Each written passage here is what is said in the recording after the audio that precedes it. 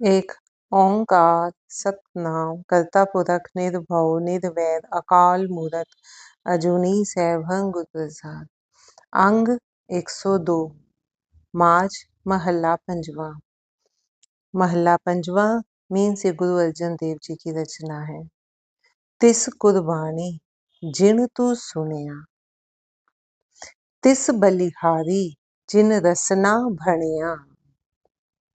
जिन्होंने तेरा नाम सुना है, मैं उन पर बलिहारी जाता हूँ।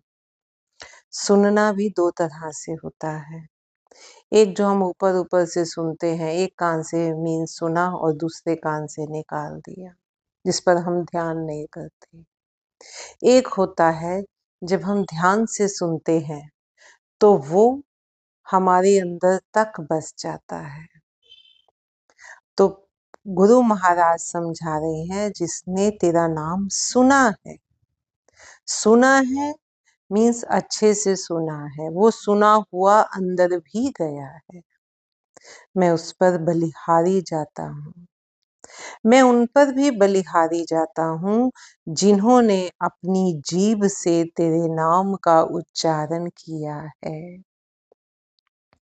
वार वार जाई तिस विटहो, जो मन तन तुध आराधे जियो। मैं बार बार उन पर भी बलिहारी जाता हूँ जो मन और तन से तेरी आराधना करते हैं। मन और तन से।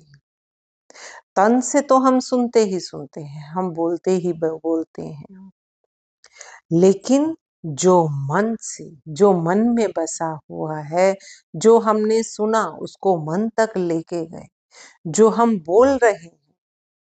एक आपका ध्यान कहीं हो रहा है, आप प्रभु का नाम जपते चले जाओ, वाहेगुरु वाहेगुरु वाहेगुरु, राम राम राम राम राम राम, पता ही नहीं क्या बोल रहे हैं। वो एक जीव को आदत पड़ गई है। एक है कि हम प्रभु का नाम पुकार रहे हैं तो वो मन से पुकार रहे हैं। जब हम वाहे गुरु कहते हैं या हम राम कहते हैं तो वो दिल से कह रहे हैं, समझ कर कह रहे हैं। तो गुरु महाराज क्या कह रहे हैं, जो तन और मन दोनों से तेरी आराधना करते हैं, मैं उन पर बार बार बलिहारी जाता हूँ। तिस चरण पखाली जो तेरे मार्ग चाले। जो तेरे मार्ग पर चलते हैं, प्रभु का मार्ग कौन सा है? सत्य का मार्ग है, क्षमा का मार्ग है, प्रेम का मार्ग है। तो जो तेरे मार्ग पर चलते हैं, मैं उनके चरण धोता हूँ, अर्थात उनकी सेवा करता हूँ। नैन निहाली तिस पुरख दयाल, मैं उस दयालु प्रभु को अपनी आंखों से देखता रहूं। मन देवा तिस अपने साजन, जिन गुर मिल सो प्रभ लाथे जियो। मैं अपना मन उस सज्जन के हवाले करने को तत्पर हूं, जिसने गुरु से मिलकर प्रभु को ढूंढ लिया है।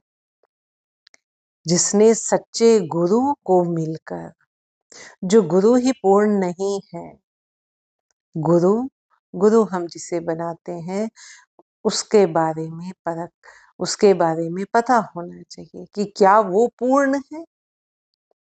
जिसने खुद ही वो सफर तय नहीं किया, प्रभु के मार्ग पर नहीं चला, वो दूसरों को बता तो सकता है कि ऐसे ऐसे करना चाहिए, कहने को आजकल हमें हर कोई बता देता है, लेकिन जो सत्य में उस मार्ग पर चला है, उस सच्चे के मार्ग पर चला है, वो हमें आने वाली अड़चनों से भी बचाता है। हमें बताता है कि यहाँ इस जगह पर तुम्हें अवरोध हो सकता है, तुम्हें अड़चन आ सकती है, और उस अड़चन से छुटकारा कैसे पाना है। तभी गुरु महाराज कह रहे हैं, जिसने गुरु से मिलकर प्रभु को ढूंढ लिया है, प्रभु कहाँ है? प्रभु हमारे भीतर ही है। जिसने गुरु से मिलकर गुरु के उपदेशों को मानकर उन्हें अपने जीवन में उतार कर प्रभु को ढूंढ लिया है, मैं अपना मन उस सज्जन के हवाले करने को तैयार हूं। सेवड भागी जिन तुम जाने, वे भाग्यशाली हैं जिन्होंने तुझे जान लिया है। सबके मध्य अलिप्त निर्वाणी, ऐसे व्यक्ति जिन्होंने तुझे जान लिया है, वो फिर सबके बीच रहते हुए भी असंग एवं निर्लिप्त है। असंग, सबके बीच में ही है वो, लेकिन फिर भी उनका संग नहीं करते। जैसे हम एक बड़ा छोटा सा एग्जाम्पल लेते हैं कि महफिल में सभी लोग बैठे हैं शराब पीने वाले, लेकिन एक ऐसा भी बैठा है जो सबके बीच में तो बैठा है लेकिन शराब नहीं पी रहा है। वो वहां बैठे हुए भी बाकी सब से असंग है। वो उस शराब से निर्लिप्त है, उस विकार से निर्लिप्त है। शराब पड़ी है लेकिन उसका बाण उसको बींध नहीं रहा, उसके मन में उसका स्वाद नहीं आ रहा कि हाय मुझे भी ट्राई करनी चाहिए। जैसे कमल का फूल है, चारों तरफ कीचड़ ही कीचड़ है, लेकिन उसके पत्तों को वो जल छू नहीं पाता। ऐसे ही वो व्यक्ति है जो जिसने प्रभु को जान लिया है, वो फिर विकारों में रहता हुआ भी, कहने को वह महफिल में बैठा होगा जहां तेज म्यूजिक चल रहा है, जहां दुनिया चारों तरफ उसके पास जो बैठी है वो माया से लिप्त है, लेकिन वो अंदर से क्योंकि प्रभु को जानता है तो प्रभु के संग ही है। वो उस बाहर के विकार से निर्लिप्त है। विकारों के बाण, मोह, माया, लालच, ये बाण उसको बींधते नहीं, निर्बाणी, उसको कोई बाण उसको भेद नहीं सकता। फिर वो वैसा व्यक्ति है। क्यों? क्योंकि उन्होंने प्रभु को जान लिया है। अब संसारिक भ्रम सब दूर हो गए हैं। साध के संग उन भौजल तरया, सगल दूत उन साधे जियो। सत्पुरुषों के संग, सत्पुरुष कौन? जो सत्य के मार्ग पर चलने वाले हैं, जिन्होंने सत्य को अपना लिया है, सत्य को जान लिया है, वो है सत्पुरुष। सत्पुरुषों के संग उन्होंने संसार सागर को तैर कर पार कर लिया है। ये संसार सागर जो कि तृष्णा की आग से भरा हुआ है, मोह के कीचड़ से भरा हुआ है, फिर सत्पुरुषों की संगत में रहकर विकारों को दूर हटाते हुए, जैसे हम ऊपर बात कर रहे हैं कि वो विकारों में रहता हुआ भी विकारों से निर्लिप्त रहता है, या जो गुरु की संगत में आ जाता है, फिर गुरु उन्हें उन विकारों से बचने का रास्ता भी बताते हैं। तो इस तरह से वो सत्पुरुषों के संग संसार सागर को तैर कर पार कर जाते हैं, और उन्होंने विकारों आदि दूतों को अपने नियंत्रण में कर लिया है। अब विकार उन्हें छू नहीं पाते, विकार उन्हें अपनी ओर खींच नहीं पाते। जैसे अभी हम एग्जाम्पल ले रहे थे कि सभी शराब पीने वाले बैठे हैं, लेकिन जिसके मन में नहीं है वो विकार, उसका मन भी नहीं ललचता। क्यों? क्योंकि उसने उस विकार को, उससे उठने वाली हलचल को, मन में कामना को नियंत्रण में किया हुआ है। वो माया के वश में नहीं है, वो स्वाद के वश में नहीं है, उसने स्वाद को वश में किया हुआ है। तो उन्होंने विकार आदि दूतों को अपने नियंत्रण में कर लिया है। तिनकी शरण परया मन मेरा, माण ताण तज मोह अंधेरा। हे भाई, अपनी शक्ति का अभिमान और मोह रूपी अंधकार का त्याग कर मेरा मन ऐसे व्यक्तियों की शरण में आ लगा है।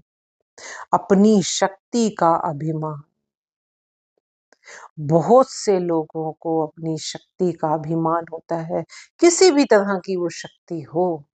हम कहते हैं कि अगर किसी के पास ज्ञान है ना, तो उस ज्ञान का भी उसको अहंकार होता है। किसी के पास हम कहते हैं तप है, उस तप का भी उसको अभिमान हो जाता है। कोई दानी है तो उसको दान का अहंकार हो जाता है। अहंकार के ऐसे ऐसे रूप हैं जिन्हें हम समझ ही नहीं पाते, अच्छा ये भी अहंकार का रूप है।